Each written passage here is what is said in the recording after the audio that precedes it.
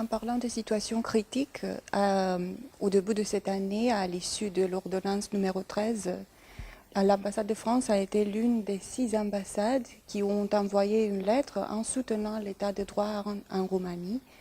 Et pourquoi est-ce que l'ambassade de France a fait ça? Pouvez-vous dire quelqu'un des motifs pour lesquels l'ambassade de France a fait ça? Et comment est-ce que la France voit la situation anticorruption en Roumanie?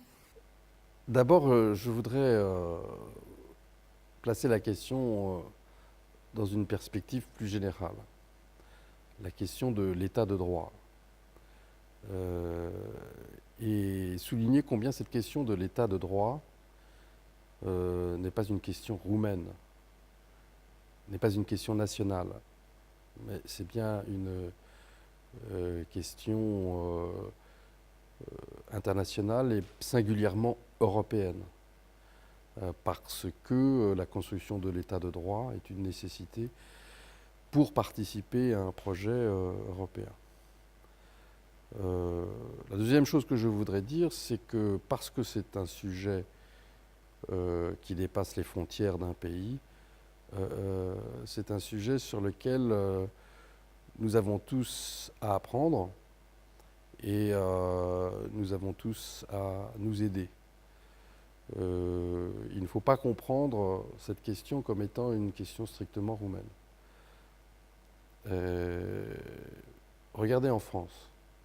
Quel sera le premier projet de loi du gouvernement? C'est un projet de loi sur la moralisation de la vie politique et qui concernera tout particulièrement les parlementaires. Donc je dirais que la question de la construction de l'état de droit, pour reprendre une belle expression roumaine, este un chantier in lucru partout. Et de ce point de vue-là, la Roumanie doit bien le comprendre. Il n'y a pas une préoccupation face à un sujet qui n'existe qu'en Roumanie. Il existe partout. Pour le passé, moi, ce qui m'intéresse et ce qui intéresse, je crois, tout le monde, ça n'est pas simplement le retour sur le passé, mais l'expérience qui en est tirée et l'avenir. C'est surtout l'avenir qui est important. Il y a eu des événements, vous les avez rappelés. Il y a eu des réactions en Roumanie et également à l'étranger. Vous avez parlé de 6 ambassadeurs. Oui, mais il y avait plus que 6 ambassadeurs qui se sont exprimés. Il y a eu plein d'autres réactions. D'autres réactions, pas simplement européennes, mais aussi d'autres continents.